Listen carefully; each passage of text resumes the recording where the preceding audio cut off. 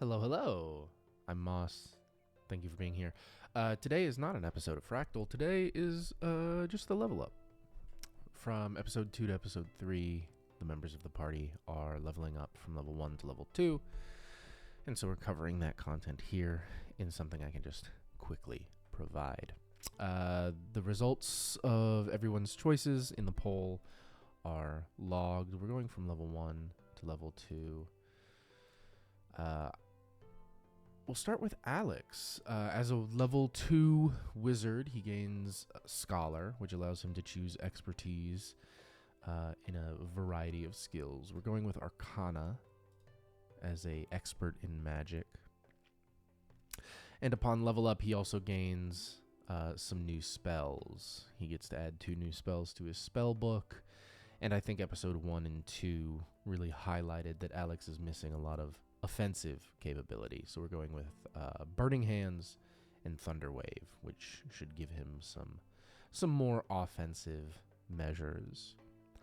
Across the board, when I asked the audience whether we should take average or roll hit dice, we went with roll.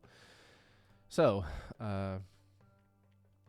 if he rolls a 1, we're going to re-roll that. I can do that automatically in the dice formula. We're going to roll 1d6, re-roll 1 for our wizard hit points here.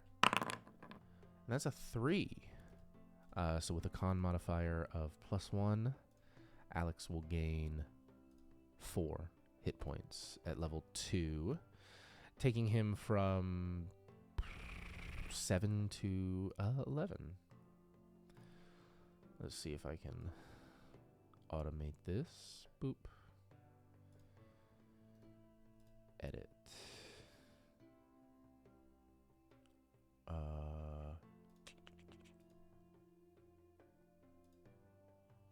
Yes, there we go. Boop.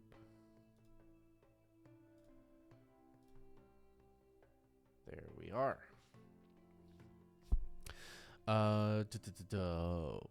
Wallace, or Wally. Wally has the least out of anybody here for the level up. He's a level 2 rogue, which means he gains access to cunning action, but not much else. He will get more hit points and he will get access to cunning action. That's really it. We'll roll his d8. He has a little bit more hit points. And that's a 5. So with a con modifier, I believe also... No, +2, not +1. Con modifier of +2, he will gain 7 hit points on this level, taking him from 10 to 17.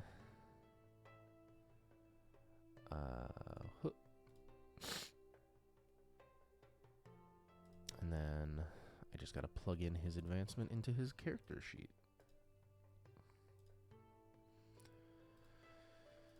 We rolled a 5. We gain cunning action. All right. Now has 17 hit points. We'll be going into episode 3 fully healed, so I'll hit that long rest button for Wally and Alex while I'm in here, so I don't forget. That'll give Alex most of his spell slots back. Long rest for Ravor. There he goes. Gets his breath weapon back. That's a good one. Ravor, as a level 2 paladin, gets a fighting style, and I plugged in a few options into the poll and let people vote on the fighting style. It was pretty close.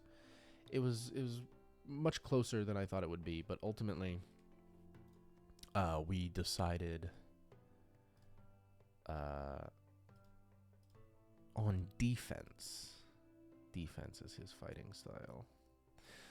The defensive fighting style gives him just a flat +1 bonus to armor class as long as he's wearing armor, which will take him from 15 up to, well, hold on. He doesn't have his armor actually on.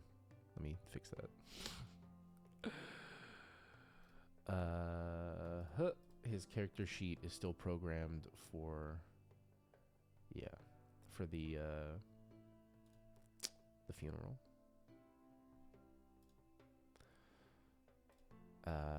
Take off mage armor. Boop, boop, boom. There we go. Yeah. So normally with chainmail and a shield, he'd be at AC 17. Defense takes him up to 18. He hasn't gotten to benefit much from his chainmail over the first few episodes. It's my fault. At level 2, he also gains his first spell slots. So he's a spellcaster now. Divine Smite is going to be one of the big ones. But he also has access to the Paladin spell list, so that'll be fun. But that's his hit points. He's up to 22 hit points total after we rolled an 8 on the D10, which is a good showing for Ravor. Everybody's hit points are higher. We've got new features across the board, and episode 3 is underway. I'm working on the script now. Should be out by the end of the month. I continue to plan on like 1-ish episodes a month. Depends on how quickly they go. But that's all I have for you today. That was quick. Thank you all so very much for being here.